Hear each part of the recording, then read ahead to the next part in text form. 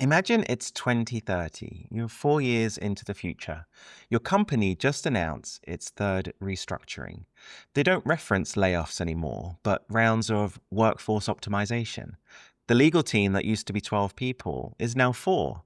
The marketing department runs on two strategists and a suite of AI tools that do what 15 people used to do. The junior roles just, well, don't exist anymore. Nobody got dramatically fired. The jobs just stopped being backfilled. And the people who are left? They're doing more work for the same pay because the market knows there's nowhere else to go. If you didn't build your financial foundation before this happens, your options are to accept it or to scramble. That's not a prediction, that's the trajectory. A couple of weeks ago, I wrote something on Reddit about this. I called it the golden window, the gap between right now, when professionals are still earning pre-AI salaries, and the moment the market reprices the work. I expected maybe a few hundred people to read it. 1.7 million people did. 1,700 upvotes and over 900 comments. What struck me wasn't the people who agreed. It was the split. Half the comments said, AI is terrible at my job, this is fear-mongering. But the other half said, I'm already watching my team shrink, and you're describing exactly what I'm living through. A consultant wrote, and this one stuck with me, half of my deliverables are now AI drafts that I just clean up, and I'm still paid as if I wrote them from scratch. Someone in tech said their team went from 15 people to four in less than 5 years. An engineer at a Fortune 20 company said work that used to take a month is now expected in a week. And a lawyer with the most upvoted comments in the entire thread, over 650 votes, said AI actually creates more work for her right now, not less. Which might be true today, but that's not the point. The point is you're being paid for the old version of the work while doing the new version. And the gap has an expiration date. I take this personally because I've already lived through what happens when your career shifts faster than your finances can handle. Back in 2016, I walked away from law, retrained as a personal trainer and mountain leader, did the thing everyone fantasizes about, quitting the corporate job and following the passion. And within 2 years, I burned through everything I had to come back to law with my tail between my legs. That experience taught me something that I think is about to become incredibly relevant. If you don't have the financial runway, you don't have real choices. So today, we're going deep. This is a longer than usual episode because I think the topic really demands it, and it's super interesting. I'm going to cover 8 angles on how AI intersects with the pursuit of financial independence. We'll start with the golden window itself, what it is, who it applies to, and the specific playbook for maximizing it. And then we'll get into frameworks for assessing your own risk, the math that breaks when your earning timeline shrinks, why coast fire might become the default strategy, how AI can actually accelerate your path to fire, and what this means for your portfolio. The identity crisis that no one's talking about, and a contrarian take that might flip your entire perspective. This is going to take about 40 minutes, 8 angles, 0 fluff. You've built the career, you're building the portfolio, you're close to freedom, so what now? Welcome to Life After Enough, money, meaning, and the life you design when work becomes optional. I'm Nick, I'm racing towards early retirement and figuring out who I become when the job no longer dictates what I do with my time. Let's get into it. So, segment 1, the golden window. It feels like all we hear these days is about AI. At work, on the news, and when I chat with friends. I've always been super interested in science fiction, and it genuinely feels like we're on the cusp of a totally new era. I personally find that ridiculously exciting and motivating and inspiring. I'm an optimist at heart, and I believe that we'll do great things with AI supporting at our side. But with change and transition comes real life impact and upheaval. And that's where the golden window comes into play. So let's define what I mean by the golden window, because I think this is one of the most important mental models for anyone in the FIRE community right now. Okay, so the golden window is the gap between when you realize AI will significantly impact your career and when the market actually reprices your labor. I think the key insight here is that there's a lag. There's always a lag between when a technology can replace a function and when it actually does. Companies are slow. Procurement cycles take months, and legal reviews everything, thankfully for the lawyers. Middle managers resist change because their headcount is their power. Clients still want a human name on the account, and regulation still hasn't caught up. This lag period is your golden window. If you're strategic about it, it might be the most financially productive few years of your entire career. Let me give you a historical parallel. Think about what happened in translation. AI translation tools got genuinely good around 2020, but professional translators didn't see mass layoffs overnight. What happened was a gradual squeeze. Rates started dropping, the volume of human-only projects declined, and agencies moved to a model where AI does the first pass and a human does a quality assurance at a fraction of the old rate. Microsoft published a report in July 2025 listing translators and interpreters as being top of the at-risk list. Since then, Apple has launched its real-time translation technology in the latest AirPod 3s. The translators who recognized this was coming back in 2020 and spent those 2 years maximizing their income while pivoting are probably in a completely different position than the ones who just assumed it would all blow over. The same pattern is now playing out across dozens of knowledge work categories, whether that's content writing, graphic design, basic data analysis, paralegal research, customer service, parts of software development, bookkeeping, entry-level financial analysis, medical coding, and even some aspects of radiology. Even protected professions are facing the onslaught. Forbes reported that 65% of law firms agree that effective use of generative AI will separate the successful and unsuccessful law firms in the next 5 years. Now, I'm not saying all of these jobs just disappear. Some will transform, some will shrink, some will become lower paid human AI hybrid roles, but the point is the same. If you're in one of these fields and you're currently earning a salary that reflects your pre-AI value of your skill, that premium probably has an expiration date. You just don't know exactly when that date will come. As AI improves and gets more sophisticated, the number of affected industries and fields will only increase. If you work in those areas, you might benefit from having a little more time, but AI is still going to mean big changes for you too. So what do you actually do if you're in this window? And I expect that you are. I've tried to synthesize this into 5 steps, drawn from conversations I've been having with people who are executing some version of this strategy right now. So, first one, step 1, crank the savings rate to maximum.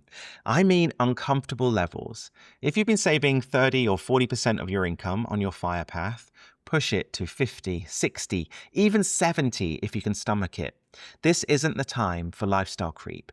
Every dollar you save during the golden window is worth dramatically more than a dollar saved after the window closes. Because after the window closes, your income might be lower, potentially much lower. Will it be fun? No. Does it matter? Enormously. If we turn out to be wrong, and AI is just a blip or doesn't meaningfully affect your industry in the ways we currently think, well, you're still going to be in a fantastic position. Saving early and strongly will set you up well, no matter what the AI outcome is. To me, this is just win-win, especially for the next few years in particular, as we see how things start to land. Okay, step 2, harvest your current market value. Right now, your employer is paying you based on the old economics of your role. The job market hasn't fully repriced yet. Use that. If you haven't moved jobs for a salary increase in the last 2 years, consider doing that now. The salary bumps from switching jobs typically range from 15 to 25%, and they're still benchmarked to pre-AI compensation levels. If you can lock in a higher base, negotiate a signing bonus, push for front-loaded equity or guaranteed bonuses, then you're really going to be maximizing the golden window. Extract every dollar the market is still willing to pay for what you do, because that willingness probably has a shelf life. Okay, step 3, stack income streams while your expertise still commands a premium. Freelance, consult, build a course teaching the thing you do, write the ebook, launch the newsletter. The irony is that AI tools can actually help you produce more freelance output in less time, so you can use the very thing threatening your job to make more money from your job. Step 4, become the human AI hybrid, not the pure human. And this is the career longevity play. The people who will be displaced last are the ones who make themselves indispensable as the bridge between AI output and final delivery. Learn the AI tools inside out. Become the point person your company calls when they need to figure out how to integrate AI into workflows. This doesn't just protect your current role, it can actually get you promoted because you're solving a problem every single company is desperate to figure out right now, and it extends the golden window. This in particular is exactly what I'm doing at my job at the moment too. I'm super interested in AI and I love seeing all of the new products and tools, and I just geek out on all of the things tech. For me, it's a synergy which actually makes me happy and my job more fun. Every month you can extend your golden window is another month of premium level savings. And then step 5 in the playbook, set a hard deadline. This is the one most people don't do, and I think it's the most important of the 5 steps. Pick a date. It could be 18 months from now, could be 3 years, but pick a date and then commit to having your financial position fundamentally different by then. Not just better, but fundamentally different. Whether that's hitting your coast fire number, having 18 months of runway in cash, or completing your career pivot, the deadline creates urgency, and urgency is the only antidote to complacency. Without a deadline, the golden window becomes something you plan to take advantage of while doing nothing. Now, I want to be careful here because I don't want anyone to hear this and spiral. The golden window is not about fear, it's about information asymmetry. You know something the broader market hasn't fully priced in yet. So, for the time being, that's not a crisis for you and your family. That's an advantage and a strategic opportunity. The FIRE community has always been about seeing what others don't see and acting on it before they do. In my opinion, identifying and taking advantage of the golden window is just the latest and maybe the most consequential version of that. If you want all 5 steps in one place, I've put together a free golden window playbook. It's just a short PDF you can download, print out, and actually work through in your own time. It includes the 5 steps we just covered, plus the self-assessment framework coming up in the next segment. Links are in the show notes. Okay, segment 2, which side of the knife? So everything I just said assumes you're on the vulnerable side of AI disruption, but not everyone in the FIRE community is in the same boat. I think we need a framework for figuring out where you actually stand, because your financial strategy should look completely different depending on which side of the knife you're on. For this section, I think of it in 3 categories. Category 1, you're being cut by the knife. Category 2, you're wielding the knife. And then category 3, you're holding the cutting board. So diving into category 1, you're being cut by the knife. This is where your core work output is something AI can do now at 70 to 90% quality, but at something like 5% of the cost. Maybe you're the copywriter whose agency just subscribed to ChatGPT Enterprise. You're the junior analyst whose reports are now auto-generated by a dashboard that didn't exist 3 months ago. You're the customer service team lead watching chatbots handle increasingly complex tickets. And you're the graphic designer whose clients just discovered mid-journey. For you, the golden window strategy I just described is critical. You are in harvest mode. So maximize, extract, save, and then pivot. So category 2 people, you're the ones wielding the knife. You're an AI or machine learning engineer. You're building the systems that are reshaping industries. You're the product manager at an AI startup. You're the data infrastructure specialist, the AI safety researcher, the solutions architect, helping enterprises deploy these tools. For you, this is the opposite of a closing window. This is an opening one. Your market value is going up, potentially way up. The FIRE calculus for you is ride the wave. Your timeline to financial independence might be accelerating, not shrinking. But The risk for people in this category isn't job loss per se, it's more like burnout and golden handcuffs. So just be mindful not to let a massive compensation package keep you locked in a role that's destroying your health for 5 years longer than necessary. Category 3, you're holding the cutting board. You're the plumber, the electrician, the nurse, physical therapist, kindergarten teacher, restaurant owner, or mechanic. Your work requires physical presence, human judgment in messy, real world situations, or deep human to human connection that can't be digitized. AI isn't coming for you directly, at least not in the next decade. But here's the twist: AI might indirectly impact you. If AI causes significant white-collar unemployment, that will have a knock-on effect across the entire economy. Fewer people with higher disposable incomes means less spending, which affects demands for services, including yours. On the flip side, if AI deflates the cost of certain goods and digital services, your fixed expenses might actually drop, which makes your fire number smaller. It's hard at this stage to really know what the true impact will be. Goldman Sachs predict that, and I quote, if current AI use cases were expanded across the economy and reduced employment proportionally to efficiency gains, an estimated 2.5% of US employment would be at risk of related job cuts. That's as much as 4 million people, and just in the US alone. But it doesn't mean forever. For category 3 people, the right move is to probably stay the course on your fire plan, but just stress test it against a wider range of economic scenarios. Here's how you can work out which side of the knife you're on. I encourage everyone listening to do this right now. Seriously, pause the episode if you need to, and ask yourself 3 questions. 1. What percentage of my daily work output could AI replicate today at an acceptable quality level? 2, how quickly is that percentage growing? Because something that was 20% last year might be 50% this year and could be 80% next year. The rate of change actually matters more than the current number. And thirdly, what is the uniquely human value I bring that exists on top of the raw output? That third question is probably the most important one. Most doomsayers miss this entirely. Most knowledge work isn't just about the deliverable. It's about relationships, context, navigating office politics, understanding a client's unspoken needs, and making judgment calls in genuinely ambiguous situations. It's all about reading the room, literally. AI can write the report, but it can't sit in the meeting and sense that the CFO is skeptical and pivot the presentation in real time. Well, not yet anyway.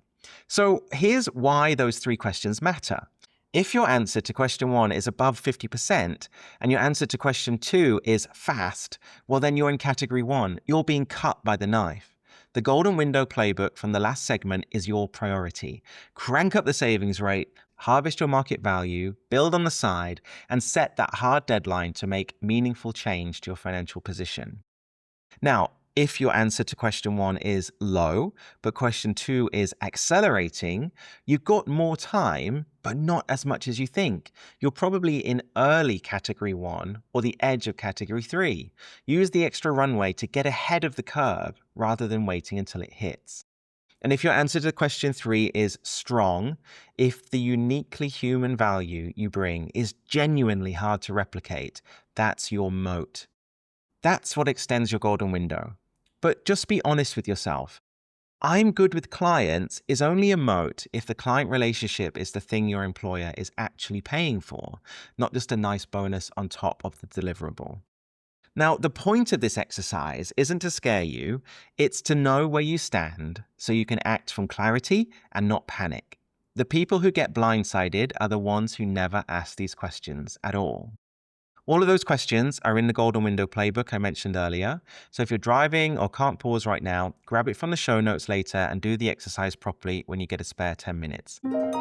Segment 3, Fire Math Gets Weird. So let's get into the maths, because if you're in the FIRE community, you love the maths. You've got the spreadsheets, you've got the compound interest calculators, you know your savings rate to the decimal point, and you've run the Monte Carlo simulations.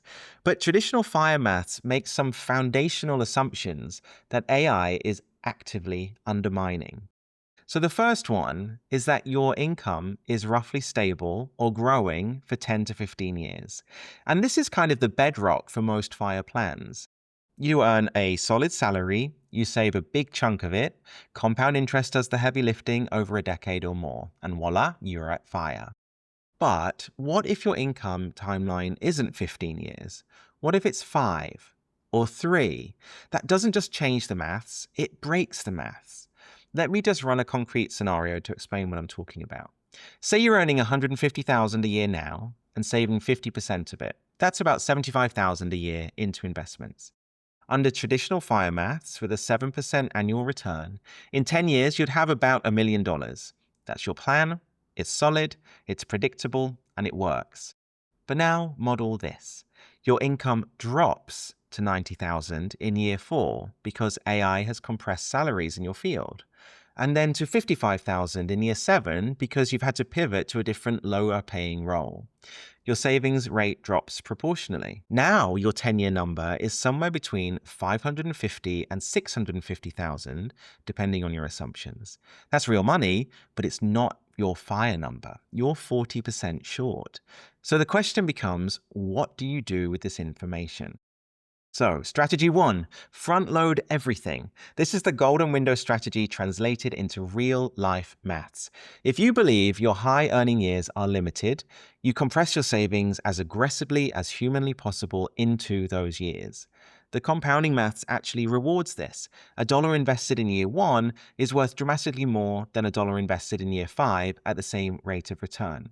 If you can save 100,000 in the first 2 years instead of spreading it across 5, the compounding difference over 20 years can be hundreds of thousands of dollars. Strategy 2 is to lower the target but not the ambition.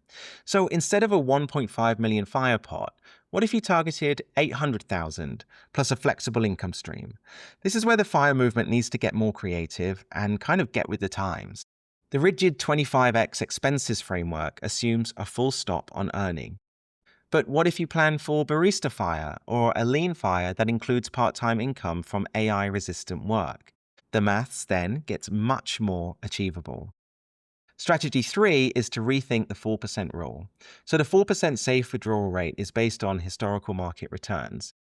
But what happens to those returns if AI causes widespread unemployment? Consumer spending drives roughly 70% of GDP. So if tens of millions of people across the world see their incomes drop, that's a massive deflationary pressure globally. Corporate revenues could decline across large sectors. Counterargument is that AI could also drive massive productivity gains and record corporate profits for the companies deploying it. The honest answer? Nobody knows. And that uncertainty itself is something the FIRE community needs to price in, maybe through a larger cash buffer, maybe international diversification, or a more flexible withdrawal approach. Segment 4. This is where Coast FIRE becomes king. This brings me to what I think is the most single important FIRE strategy in the age of AI. And it's not a new concept, but I think AI is about to make it the concept. I'm talking about Coast FIRE. For anyone who's new to this, I did a deep dive into this in episode 10. Go and have a listen. Coast FIRE is when you've invested enough that compound growth alone will carry you to a comfortable retirement by traditional retirement age, even if you never invest another dollar. So once you hit your Coast FIRE number, you just need to earn enough to cover your current living expenses day by day. You don't need to save anything additional for tomorrow. The money you've already saved and invested does that on autopilot. So why does this matter so much in the AI context? I think there's 3 reasons. First, it's achievable on a compressed timeline. Traditional FIRE might require saving 1.5 million by your late 30s. That's a brutal sprint, even with a high income. Coast FIRE, on the other hand, might require 250 to 400,000 by early to late 30s, depending on your target retirement age and expected returns. That's dramatically more achievable in a shortened golden window. If you can save aggressively for 3 to 5 years, you might just hit it. Second, it decouples you from your current career. And this one's really powerful. Once you hit Coast FIRE, you don't need a high-paying job anymore. You just need a job that covers your day-to-day bills. That could be anything: barista, park ranger, yoga instructor, part-time freelancer, substitute teacher. Something AI resistant, low stress, and personally fulfilling. You're no longer on the hamster wheel. The anxiety of what happens when AI takes over my high-paying job transforms into, well, I've already locked in my future. Now I just need to cover travel, groceries, and rent. That's an extraordinary psychological shift. And then third, Coast Fire is resilient to uncertainty. Traditional fire has a kind of binary quality to it. You either hit your number or you don't. And if the world changes underneath your feet, then your plan might just fall apart. Coast Fire is inherently flexible.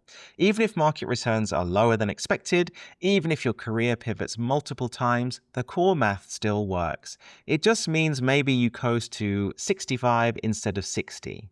That's resilience.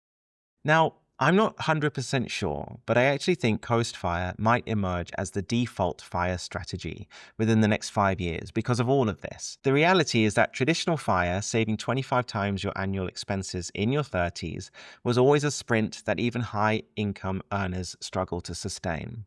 Instead, Coast Fire is more of a relay race. You sprint while you can, and then you jog. In a world where the sprinting phase might get involuntarily shortened, that jog isn't a consolation prize. It's the whole point, and that's still pretty cool. Quick pause. If this episode is sparking something for you, hit follow so you don't miss what's coming next. Feel free to share it with someone who'd love it too. It really helps the show to grow. So segment 5 is what I'm calling the AI fire barbell. So we've talked a lot about the threat side. Let's flip the script because AI doesn't just threaten the path to fire. It can actually accelerate it. I think the most sophisticated fire enthusiasts are going to operate on a barbell strategy. The concept comes from Nassim Taleb's idea of barbell investing. Heavy on both extremes, nothing in the middle. So let's apply that to AI and fire. It looks something like this. On the one end of the barbell, you're harvesting your current career for maximum income, the golden window. On the other end, you're using AI to build new income streams at near zero cost. The dangerous middle is doing neither. You're just coasting in a vulnerable corporate job without maximizing it or without building anything new. Let me tell you what the builder end of this barbell looks like in practice, because it's pretty exciting and hopefully inspiring. So this could look like an AI-assisted micro business. People are using AI to build small, profitable businesses that would have been impossible or prohibitively expensive even 3 years ago. A solo operator can build and maintain a software product, create a content brand, run an e-commerce operation, or offer professional services that used to require a team of 5. You could do a content and knowledge business. AI tools let you produce educational content, newsletters, courses, and consulting deliverables at a pace that was previously impossible for one person to do. Someone with deep domain expertise can now package and distribute that expertise at scale. Another idea is freelance multiplication. Accountants using AI to take on 3 times the clients. Marketing consultants using AI to deliver reports in hours instead of days.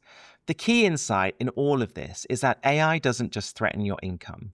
If you wield it strategically, it can multiply your income during exactly the period when maximizing income matters most. That is the barbell in action. You're simultaneously maximizing the old thing and building the new thing. The beautiful part is that the new thing might eventually replace the income from the old thing.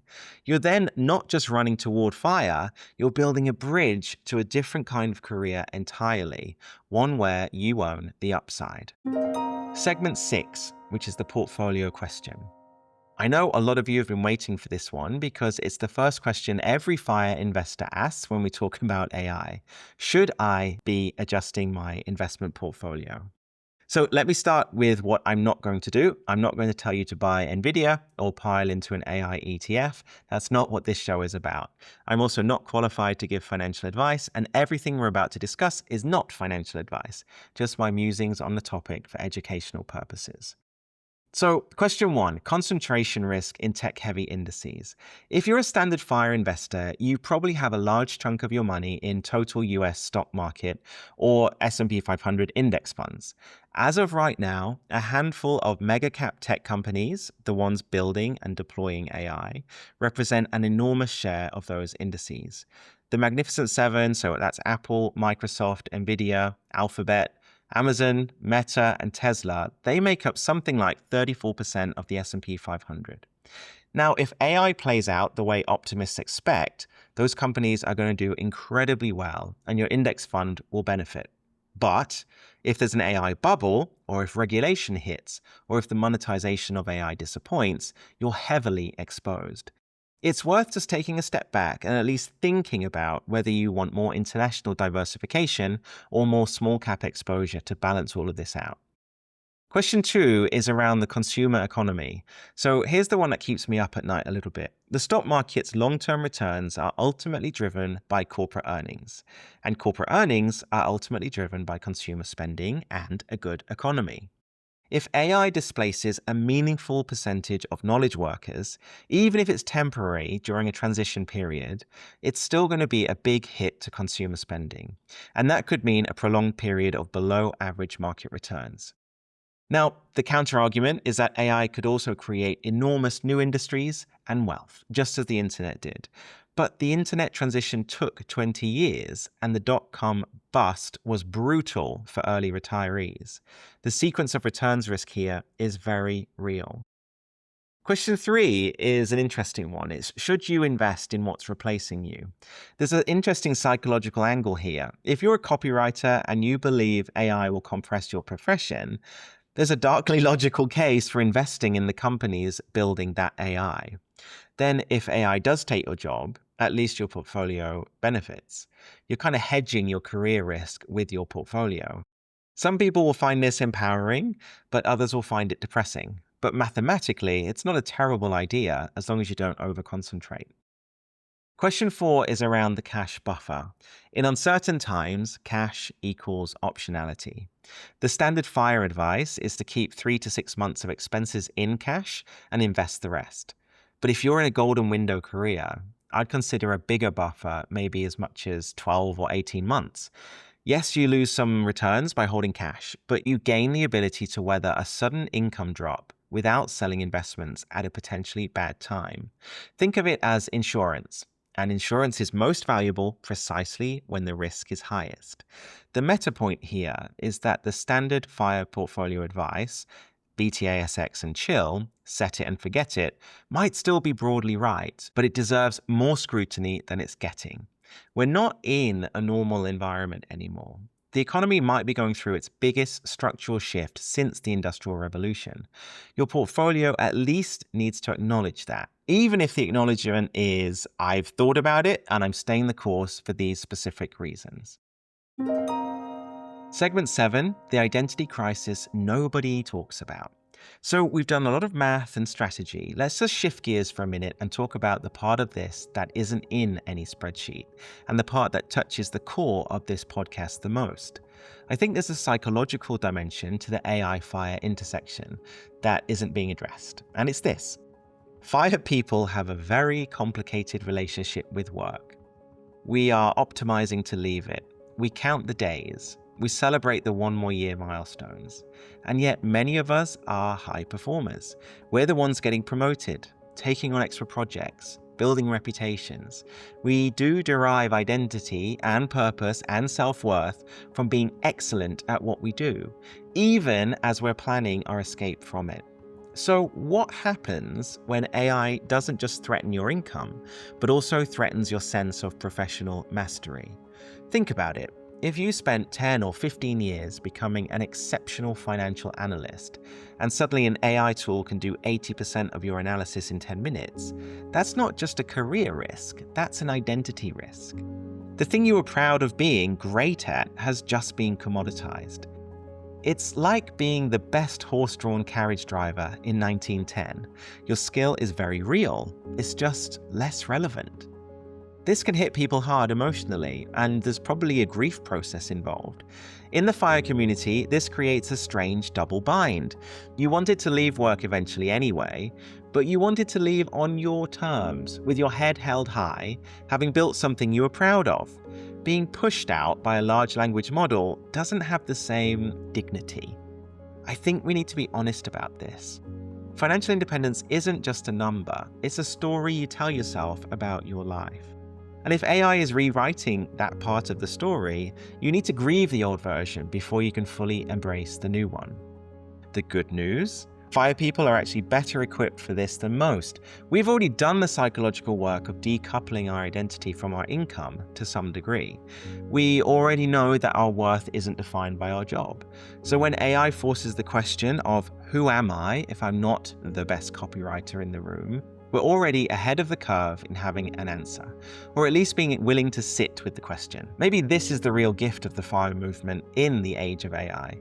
The philosophical foundation that you are more than your job, that your worth isn't your output, that financial independence isn't just freedom from work, it's freedom to choose what matters. So segment 8, this is the contrarian take. Does AI make FIRE obsolete? So I promised you a contrarian take, and here it is.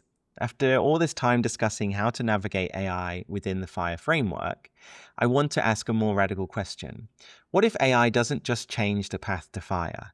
What if it makes the whole concept of FIRE, as we know it, unnecessary? Okay, stay with me. The entire premise of FIRE is work really hard and save aggressively so that you can eventually stop trading time for money. The reason you want to stop is that work is, for many people, a net negative on their quality of life. So you tolerate it because you need the income, but FIRE is the escape plan. But what if AI collapses the cost of the things that you need money for? Think about what's already happening. AI is making legal advice cheaper, creative services cheaper, software development cheaper, tutoring and education cheaper. As AI gets embedded more deeply into things like healthcare and transportation, food logistics, energy management, what if the cost of a comfortable life drops? It won't happen overnight, but steadily over the next decade.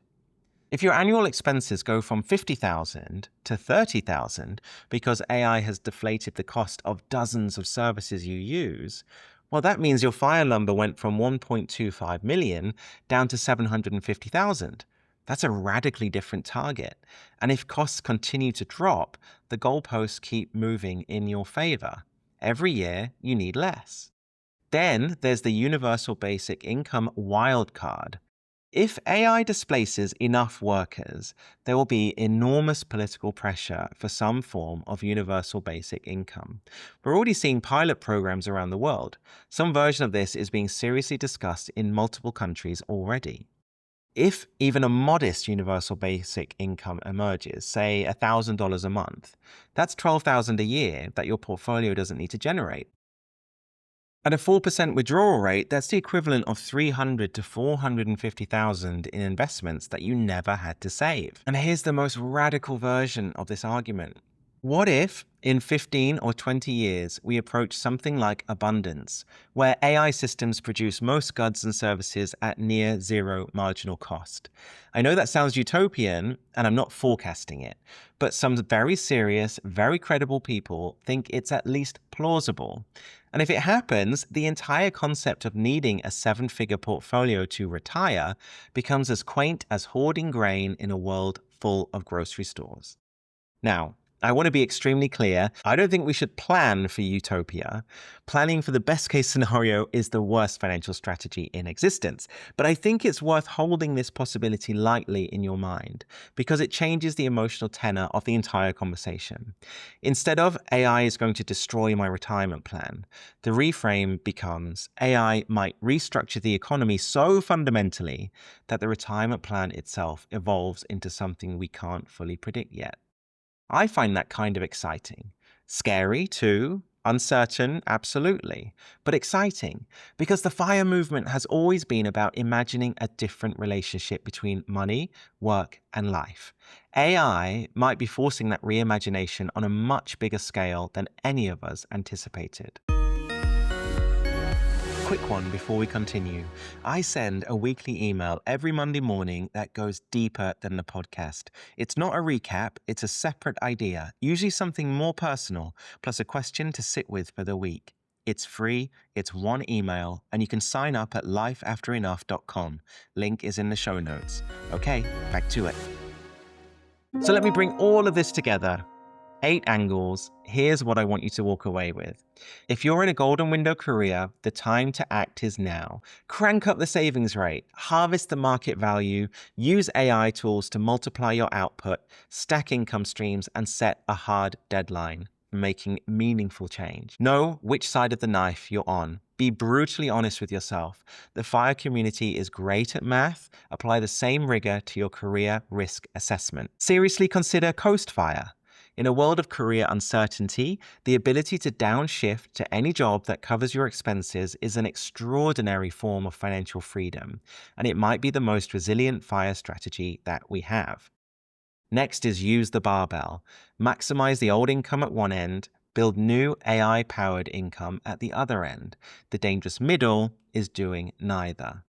Next, scrutinize your portfolio. You don't need to change everything or anything, but VTASX and Chill deserves a more thoughtful stress test than usual. Next is to give yourself permission to grieve. If AI is changing your professional identity, that's real. It's okay to acknowledge it, but then use the philosophical framework FIRE has already given you.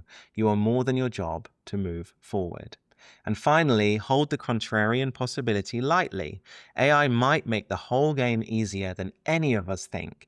Don't plan for utopia, but don't assume dystopia either. The FIRE movement has always been about seeing what others don't see and acting on it with courage and discipline. AI is not the end of that story. It's just the most important new chapter.